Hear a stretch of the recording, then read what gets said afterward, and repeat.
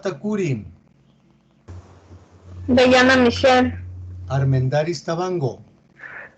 Rommel Andrés. Ayala Arcos. Sandra Elizabeth. Kaisa Andy. Marcelo Lenín. Cajamarca. Jocelyn Yasmín.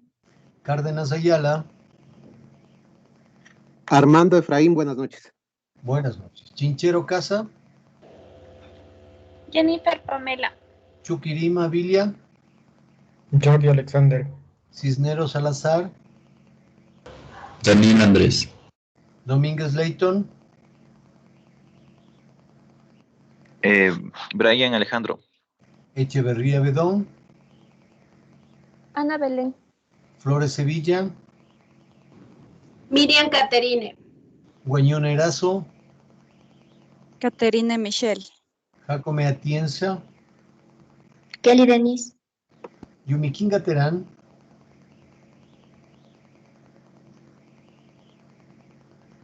Yumiquinga Terán. Ricardo Alexander. Pérez Fernández. Eric Fabricio. Pinzón Narváez. Francisco Alejandro. Ovea Jarrín. Luis Andrés. Julia Amagua. Dayana Evelyn. Julio Taxi Cando. Doris Elizabeth. Túquerras Guerra. Alison Nicole. Villacres Quinatoa.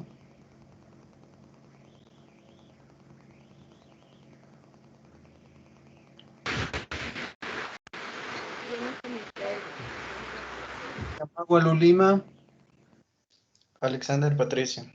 Viracocha Gómez. Natalie Alexandra. Castillo Guerrero. Marco Rubén. Herrera Yunga.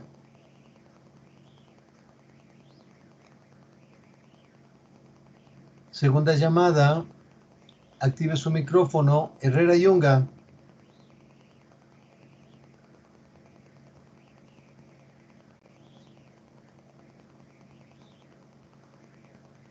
Línea Díaz. Santiago Paul. Buenas noches, profe. Buenas noches.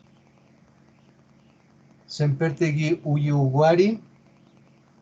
Buenas noches, Andrea Alejandra. Gracias. Bien. La señorita... Profe, yo no sé si usted me escuchó porque está lloviendo mucho en mi casa. Estoy Villa Cristina toda. ¿qué me dices? Jennifer Micaela. Villa Cristina toda.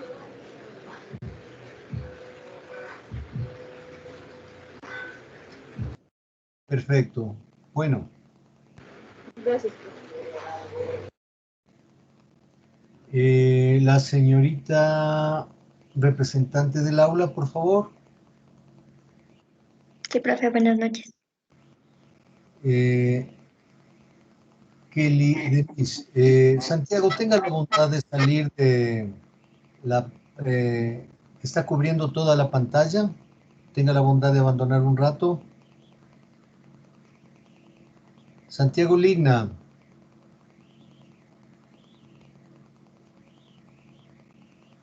Ya. Kelly, ¿me recuerda usted en qué parte estamos de la presentación? Ayer terminamos de ver lo de seguros y reaseguros, pero quedó pendiente. Dijo que íbamos a profundizar un poco en lo de las casas de intermediarias, Ah, ya. almacenes y las emisoras. Ujú. Perfecto. Perfecto. Gracias.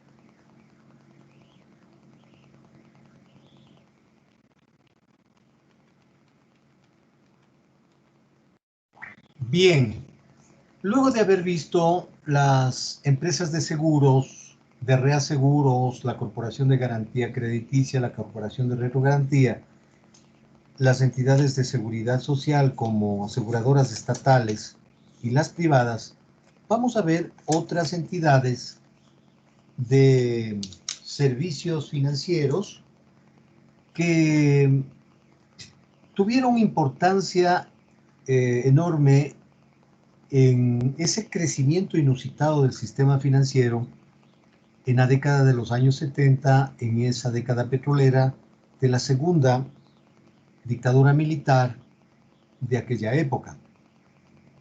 Habíamos dicho que las casas de cambio tenían como estrategia de negocio comprar las divisas, especialmente en esos años de tipo de cambio fijo, un poquito más barato, unos centavos menos, y vender un poco más caro. Con eso vivían. En esta época de los años 70, que hubo tipo de cambio fijo a 18 sucres por dólar, se generó este negocio de las intermediarias de cambios. Esas empresas que en comienzo estaban bajo el control de la super de compañías y que luego en el gobierno del doctor Osvaldo Hurtado fueron trasladadas a la superintendencia de bancos, conseguían fondos que en ese tiempo eran muy baratos en el exterior hasta concluir esa década, que el asunto cambió drásticamente al final de los años 70, cuando dos países petroleros, que eran el límite entre Occidente y Oriente, especialmente lo que se llamaba la Cortina de Hierro, entraron en guerra. Recordarán que, o son muy jóvenes para recordar, hay que comentarles que en el año 78 se genera una guerra basada en temas religiosos entre el gobierno religioso de Irak, actualmente en conflicto con Estados Unidos, en ese momento presidido por el Ayatollah Khomeini, y que tenían como objetivo volver a esos 8 siglos que dominaron Europa. Los árabes pasaron 8 siglos, supongamos, en España. Ellos son islámicos. Y al otro lado, sin dejar de ser islámicos, sino que ahí hay otro problema entre chiitas y otras religiones no ortodoxas islámicas, el país de Irán. Irán estaba presidido por Saddam Hussein y Irak por Ayatollah Khomeini. Guerrearon porque era el límite entre Europa, Medio Oriente y Rusia. Todos los países prosoviéticos, lo que se conocía como la Cortina de Hierro. Saddam Hussein fue amigo de los Estados Unidos en esa época y cometió el error de Estados Unidos de entregarle para la Guerra Fría una gran cantidad de armamento, y que fue utilizado en esta guerra santa, como lo decía Ayatollah Khomeini, la revolución islámica de Ayatollah Khomeini. Entonces, como la guerra es cara, estos países sacaron de los sistemas financieros mundiales, de los principales centros financieros mundiales, sacaron sus recursos para afrontar los gastos de guerra. Comprar aviones, comprar portaaviones, para comprar submarinos, helicópteros, etcétera, etcétera. Eso es muy costoso. Entonces, en los mercados emergentes, donde había gran cantidad de dinero extremadamente barato, proveniente de los depósitos de estos dos países y otros más, en centros financieros como Suiza, como Londres, como Nueva York, los Estados Unidos en general, comenzaron a retirar sus depósitos para afrontar los gastos de guerra. Las tasas de interés y los tipos de cambio se fueron para arriba. Eso trajo serias complicaciones a la economía mundial y en especial a América Latina. Es así que el tipo de cambio comenzó a subir, las intermediarias ya no les resultaba negocio pedir crédito en dólares, cambiar a sucres, prestar, más los intereses, recuperar y luego transformar otra vez a dólares y pagar. Se eliminaron todas las intermediarias de cambios, algunas de ellas se convirtieron en sociedades financieras, es decir, en medio banca, como habíamos hablado. En cuanto a los almacenes generales de depósito, como les había dicho, son instituciones financieras controladas por la Superintendencia de Bancos, como cualquier banco público o privado, que son claves para los bancos que se dedican al comercio exterior.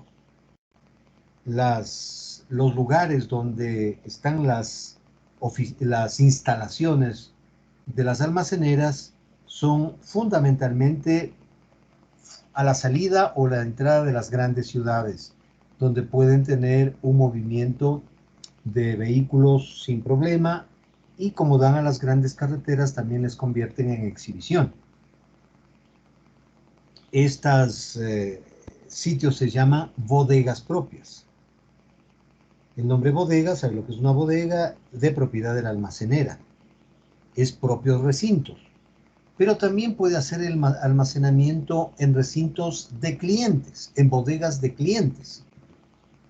Firman un contrato de resguardar la prenda, la garantía, y utilizan las propias instalaciones de sus clientes. Pero también pueden almacenar en recintos especiales, como habíamos hablado ayer. Pueden ser silos para productos agrícolas, como el arroz, como el maíz, como el trigo, pero también hay otro tipo de sitios especiales como grandes patios donde se tiende a secar el cacao o el café con el sol.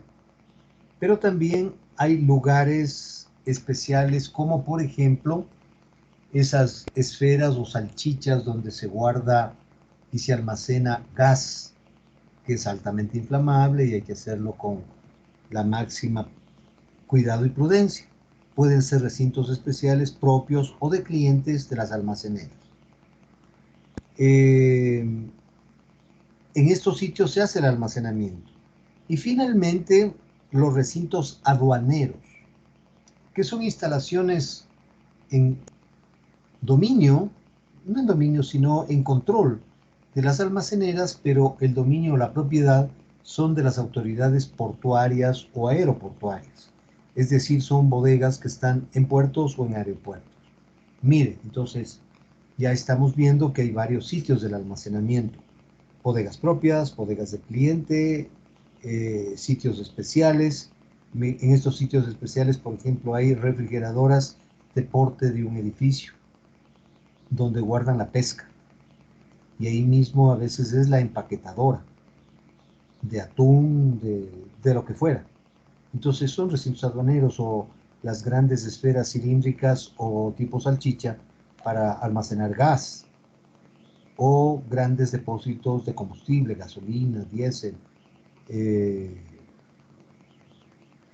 que son todos combustibles fósiles que pueden llegar o salir del país.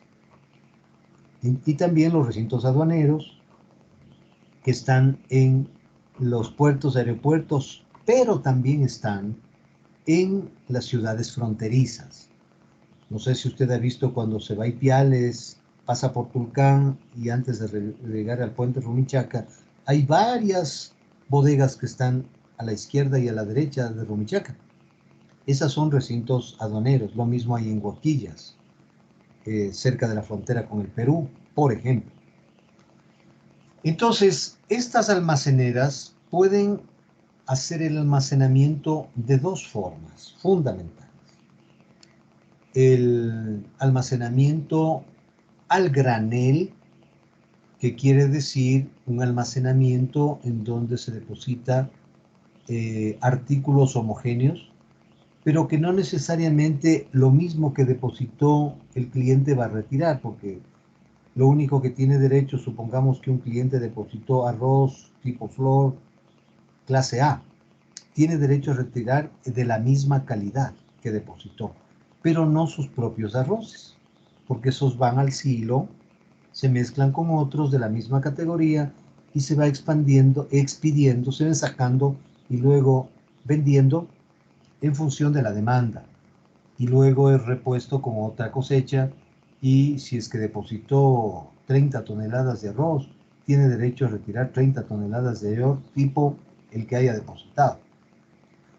El identificado sí es cuando los computadores, los vehículos, las máquinas de fotos, las copiadoras, los televisores, los automóviles tienen número de identificación, marca, descripción de las cualidades que tenga, entonces totalmente identificado. Eso en cuanto a los sitios de almacenamiento y las formas de almacenamiento. Ahora, cuando un cliente deposita en una almacenera, lo hace en 4 formas. Los depósitos pueden salir papeles de la almacenera de 4 calidades. La primera se llama depósitos provisionales, que no es otra cosa que el recibo de la mercadería que ha llegado al puerto, al aeropuerto, o ha llegado a la ciudad limítrofe o a sus propias instalaciones. Entonces es un recibo provisional, es depósito provisional hasta que a los siguientes días se ordene la mercadería o lo que fuera, el inventario, lo que sea, y toma el papel que a continuación voy a decir. El más simple se llama matrícula de almacenamiento simple. Este es un papel, en papel de seguridad, ahora son todos electrónicos, ya no existen estos papeles de manera material como existían antes. Las matrículas de almacenamiento simple es similar a una cuenta de ahorros, donde usted puede depositar, volver a depositar, retirar una parte, retirar todo, igual que una cuenta de ahorros. Obviamente no gana interés, lo que sí le cueste el almacenamiento en función fundamentalmente del tiempo que está la mercadería dentro de la almacenera. Pero también hay otros factores como el volumen, el espacio que ocupa, como también los cuidados que debe tener la almacenera y la fragilidad o el cuidado del almacenamiento. Son, entre otras, 4 cosas básicas. Esto quiere decir que el almacenamiento está en función del tiempo, del volumen, de los cuidados y los servicios que le puede otorgar la almacenera al depositario. Eso es producto, por ejemplo, de una matrícula de almacenamiento simple. Pero esa matrícula o el depósito provisional pueden convertirse en certificados de depósito. Los certificados de depósito es como un cheque, porque el certificado de depósito puede ser en calidad endosado. Puede pasar de propiedad de una persona a otra. Antes había la necesidad de ir a la almacenera a hacer la transferencia de esa posesión para que quede anotado a nombre de quién está esa mercadería. Hoy con el internet, con la información escaneada, ya prácticamente se hace todo vía digital. Entonces, el certificado de depósito, que es similar a un cheque, puede ser cambiado de propietario de acuerdo a que el propietario ordene la transferencia a otro propietario y a su vez recibirá el pago por la cesión de esa mercadería. El certificado de depósito puede ser materia de garantía frente a un banco, puede ser canjeado o vendido o comprado en una bolsa de valores, igual que cualquier papel fiduciario, bursátil. Y finalmente tenemos el depósito comercial público. El depósito comercial público puede ser provisional, matrículas de almacenamiento simple, no puede ser certificado de depósito. El depósito comercial público es el que están las mercaderías en el recinto aduanero, en las bodegas de la almacenera, en bodegas de clientes llamadas bodegas de campo, en recintos especiales o en puertos o aeropuertos o ciudades fronterizas donde se guarde la mercadería. Así es como funcionan los almacenes generales de depósito. siempre trabajan con un banco porque el banco abre la carta de crédito, llegan las importaciones, va a la bodega, esas mercaderías quedan todavía en garantía de la carta de crédito otorgada por el banco hasta que el cliente pague. Luego tiene que pagar los impuestos, desaduanizar la mercadería y ahí ingresa al país ya pagada la mercadería. Entonces, estas son las entidades que se dedican a este tema. Y finalmente, las emisoras de tarjetas de crédito. Las emisoras de tarjetas de crédito son empresas que comenzaron a funcionar en el Ecuador en la década de los 70, especialmente porque los trabajadores, empleados, ejecutivos de las empresas coreanas, japonesas, americanas, que vinieron a construir el oleoducto, que vinieron a construir la infraestructura petrolera del Ecuador, etcétera, a construir los puertos, las centrales hidroeléctricas, lo que fuera, no se acostumbraban a manejar el dinero ecuatoriano. Entonces eran para ellos mucho más fácil utilizar la tarjeta de crédito con el propósito de que quede registrada la operación y no sea en materia de estafa, como algunos vivos lo hacen cuando ven que es un extranjero y que desconoce el mercado financiero del país. Las tarjetas de crédito, jóvenes, se asientan en dos grandes segmentos de ingreso. En su estado de pérdidas y ganancias, tienen fundamentalmente lo que pagan los establecimientos para poder tener la franquicia de utilizar American Express, Diners Club, Visa, lo que fuera. Ellos tienen que pagar como establecimiento para poder tener los servicios informáticos, etcétera, de la tarjeta de crédito. Pero especialmente las tarjetas de crédito viven del descuento que le hacen al establecimiento por las ventas realizadas. Es por eso que es obligatorio a las empresas incluir todos los costos el momento que usted paga con la tarjeta de crédito. Es ilegal que le digan esto le cobro de contado y esto con tarjeta de crédito, porque eso puede ser materia de que un negocio pueda ser sancionado por la superintendencia de bancos o por el propio dueño de la franquicia, porque no es correcto ese tipo de negociación. Entonces, las tarjetas de crédito ganan por las inscripciones de los establecimientos y especialmente por el descuento de los consumidores que les hacen a los establecimientos. Entonces, cada mes, por ejemplo, hay algunas tarjetas que el corte lo hacen del 1 de un mes al 30 de un mes. Pero como normalmente a veces el mes trae 28 días, trae 30 días, trae 31 días, en años bisiestos 29 días, sería un lío. Entonces cortan de 15 a 16 de cada mes. Comienza el periodo del 15 y termina el 15, de 15 a 15. El 15 del mes de mayo al 15 de junio. Comienza el 16, el siguiente periodo, y ese es el periodo en que recibe el establecimiento los consumos y luego de unos pocos días hace la acreditación al establecimiento que aceptó la tarjeta.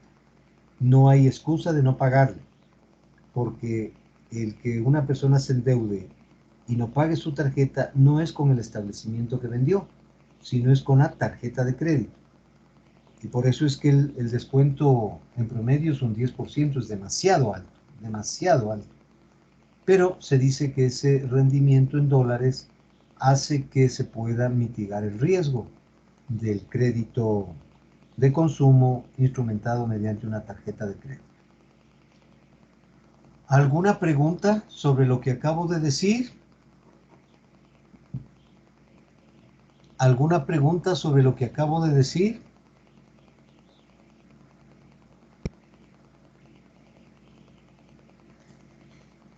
¿Estuvo claro? Bien.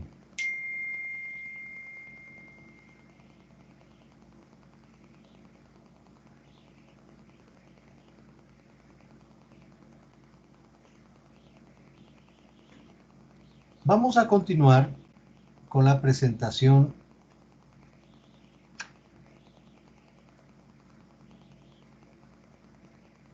¿Están viendo la presentación, jóvenes? Sí, profe. Bien. Pasamos entonces a lo que era el sistema financiero antes de la emisión del Código Orgánico Monetario y Financiero, 12 de septiembre del 2014. Y pasamos de todo lo que hemos visto hasta aquí, hemos visto en su mayoría, a excepción de las compañías de seguro y reaseguro y seguridad social, lo que era el mercado de dinero. Pasamos netamente al mercado de valores o mercados de capital. Recuerde que nuestra materia se llama mercados de dinero y capitales. Y acá no hay típicamente entidades públicas del Estado, estatales, no existen. Todas son privadas. Lo que habían es entidades de interés público, que es muy diferente.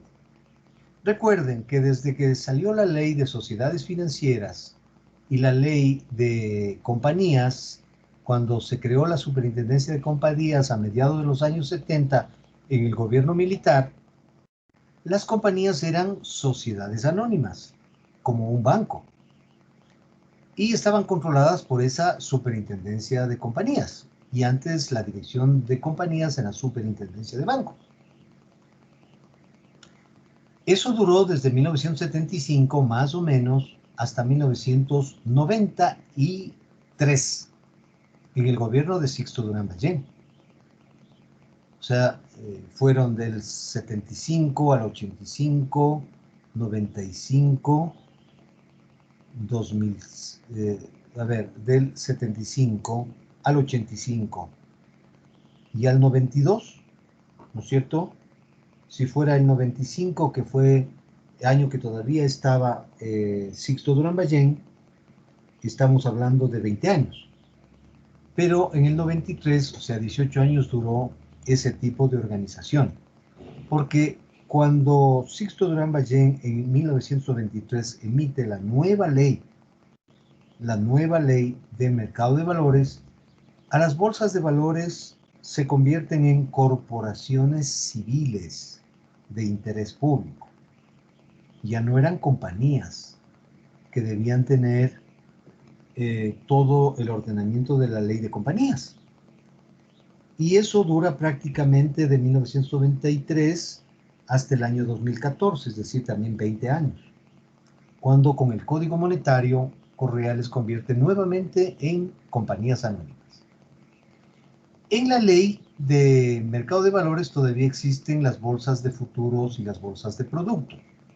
Las bolsas de futuros son las negociaciones en divisas, la cotización a futuro. Funcionó con cierta profundidad cuando el Ecuador tenía sucres y había futuros en dólares. Pero el momento que nos dolarizamos, prácticamente ya no hay tanto mercado para esto. Pueden haber algunas operaciones puntuales, pero ya no tanto mercado. Es por eso que está en color azul o celeste, porque eso es lo que sucede en la realidad. Lo mismo la bolsa de productos, que era para negociar los certificados de depósito de las almaceneras, no funcionó. Efectivamente, la emisión de certificados era muy pobre, muy pequeña, para que funcione este tipo de organización. Y cuando desde el año 2001 el Banco Central quedó sin tener la función de ser emisor, se le asignó esta función de depósito centralizado de valores del Banco Central destinado a entidades del sector público. Es decir, las emisiones que hace el Ministerio de Finanzas, por ejemplo, las emisiones en títulos Banco Central, las emisiones del Banco del Estado, las emisiones de la Corporación Financiera,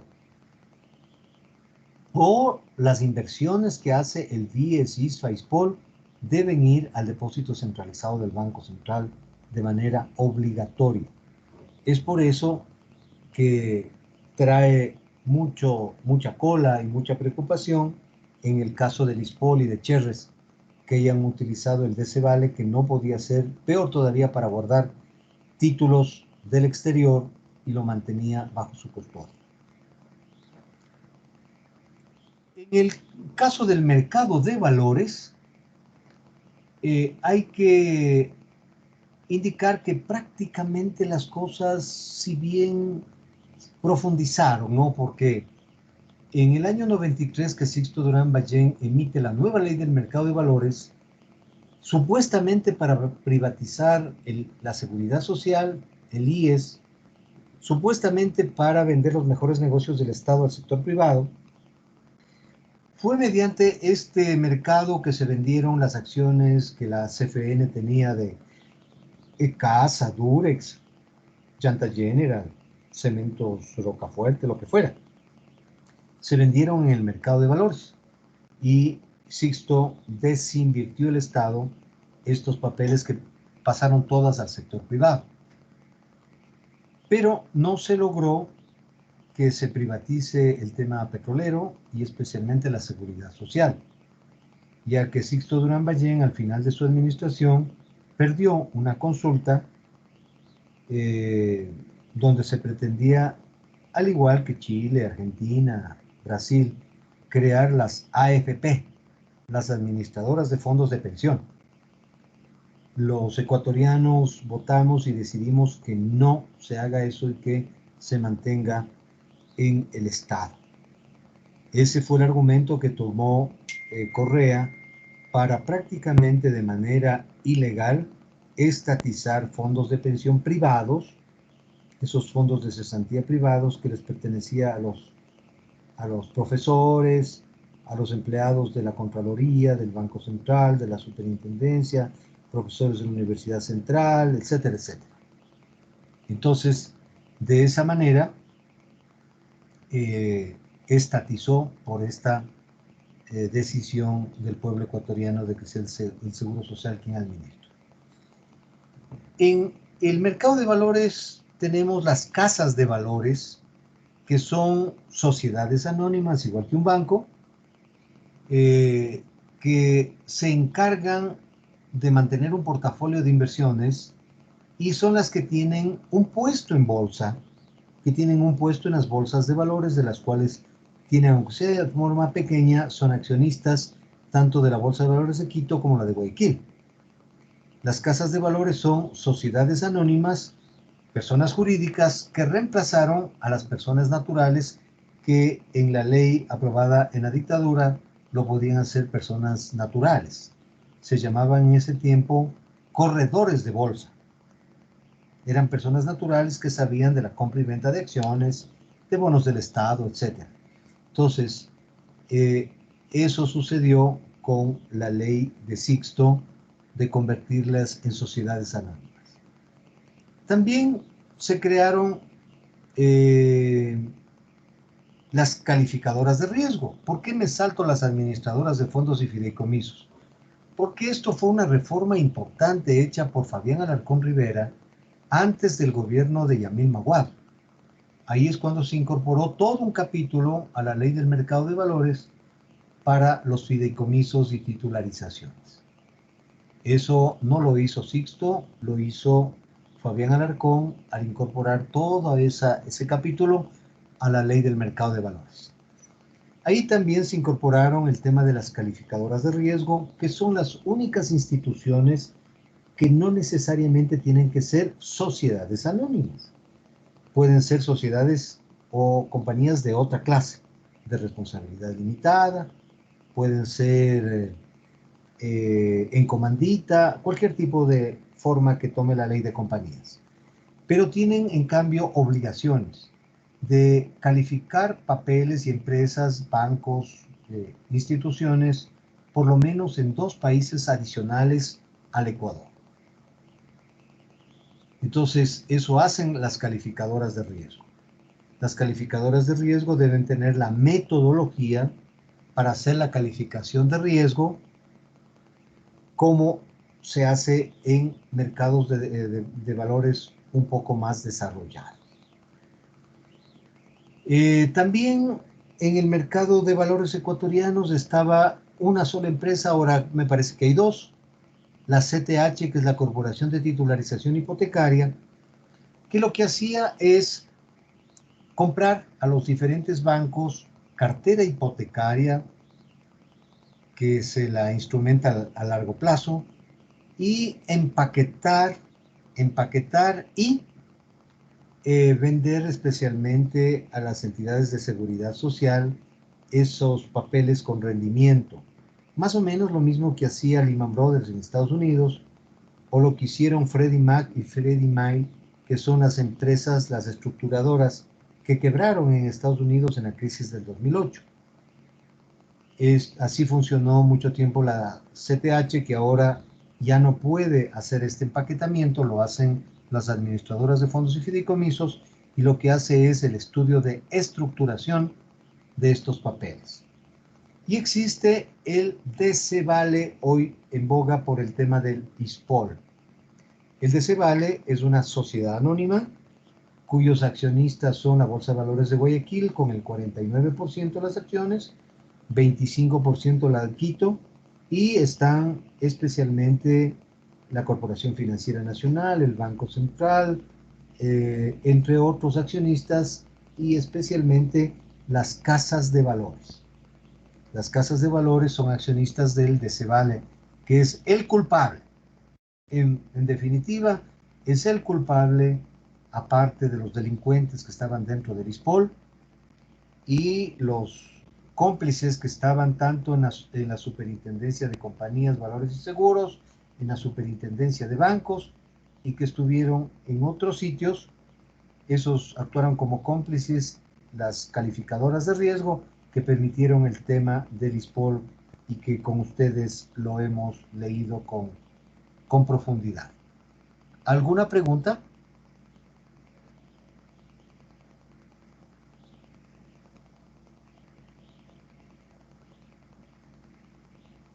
¿Alguna pregunta, jóvenes?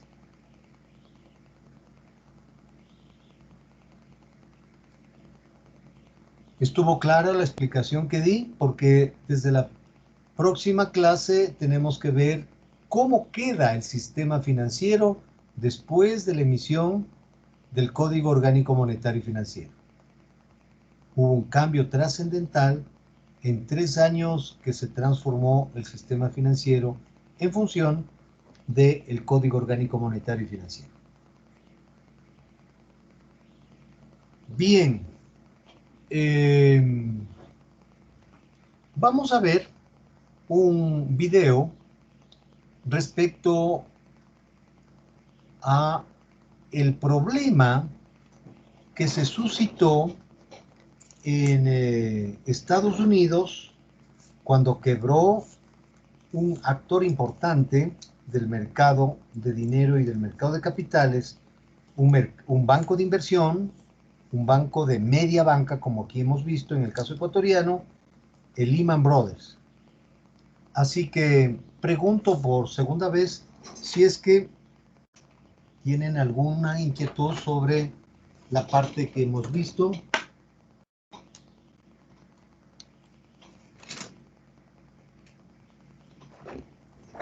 Bien, entonces vamos a ver de 3 capítulos, solamente vamos a ver uno, que tal vez 2 veamos que son los más importantes.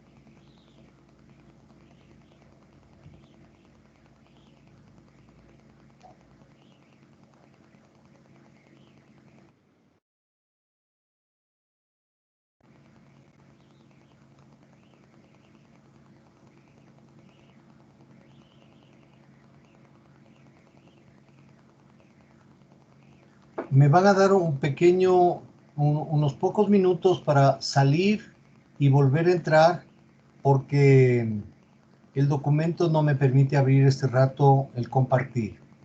Por favor, no abandonen la sesión. Regreso enseguida.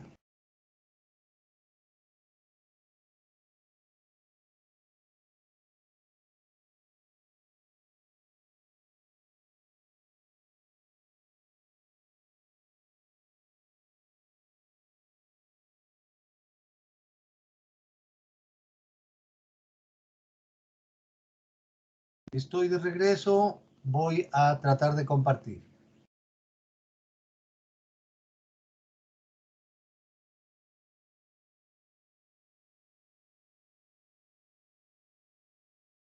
Pregunto, ¿están viendo ya la imagen? Sí, profe. Perfecto. Ahora voy a tener que volver a salir porque no activé el sonido. Disculpen.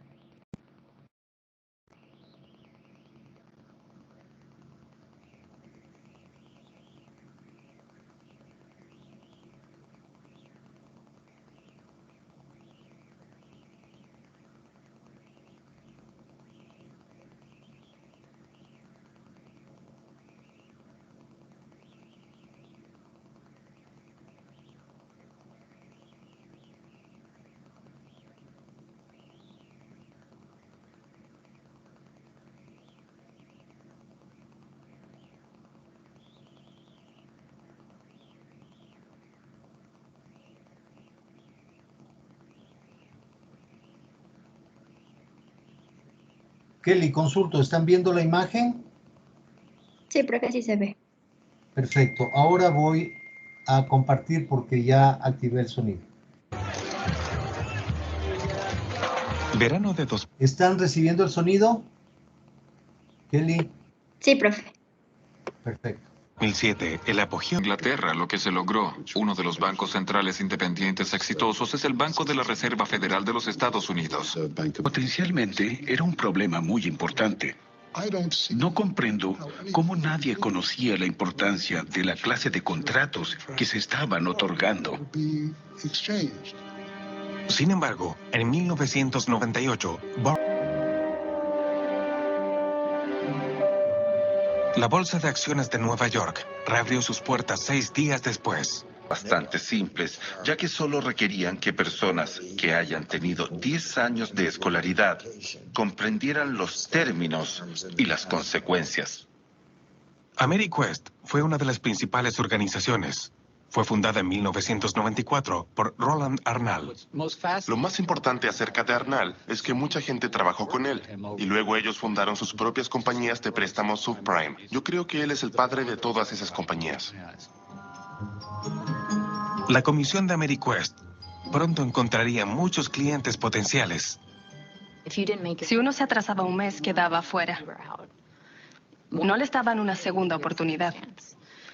Esta empresa quería gente que estuviera al día y también quería entregar al menos 10 préstamos al mes. Si uno consigue 20 préstamos, es mucho dinero que gana la compañía. Ahora, en promedio, la gente que trabajaba en AmeriQuest ganaba a veces $20 o $30,000 al mes, fácilmente y sin esforzarse demasiado. Uno ganaba mucho dinero. En un año gané $1,900,000 dirigiendo. Uno ganaba mucho dinero. La mayoría de la gente no comprendía en lo que se estaban metiendo. Les vendieron sin indicarles nada sobre qué pasaría si las cosas salían mal. Las prácticas de préstamos de alto riesgo se hicieron algo común a lo largo de la industria. Los prestamistas no tenían que indicar cuánto ganaban y nadie los supervisaba. Esta práctica se hizo conocida como préstamos sobre ingresos declarados. Los préstamos sobre ingresos declarados no era una mala idea. Es la peor idea que jamás haya escuchado. Hay mucha gente que no debería haber conseguido un préstamo, pero en ese tiempo, sin ningún requisito podías obtenerlo. Ronald Arnall se hizo millonario y partidario del presidente Bush. El 2004 contribuyó generosamente con la campaña de reelección del presidente. Bien, jóvenes, es importante sacar conclusiones de un asunto que, para ver la magnitud de cómo se ha afectado la economía global con el coronavirus frente a la crisis del 2008, 2009 y 2010 del sistema financiero mundial, de las inversiones y de los bancos, la crisis del coronavirus del año 2020 y posiblemente del 2021 y algo del 2022, 3 años, el impacto en economía global es 3 veces lo que sucedió en el año 2008. Así que nos va a tocar todavía vivir años muy complejos en la economía ecuatoriana, en un proceso de transición, en un proceso que tendríamos que escoger probablemente en continuar con los ladrones, y yo no sé hasta cierto punto, especialmente en la costa, ¿no? Es en la costa, en Pichincha, por ejemplo, triunfó la cordura, pero en todo lo que es la costa, lo que importó son el ofrecimiento de los $1.000 y permitir que los ladrones vuelvan a gobernar y elegir la otra posición que, con todo respeto y consideración, es una persona que no conoce de economía. Ojalá tenga la perspectiva y la condición de rodearse de gente honrada y que sepa de la profesión. Así que nos va a tocar asistir a años muy complejos. Antes de concluir la clase, quisiera consultar si es que sobre el video, sobre la materia dictada, la cual tiene que ser redactada urgentemente para el día jueves, ustedes quisieran preguntar algo, consultar, dar alguna opinión, la persona que desee.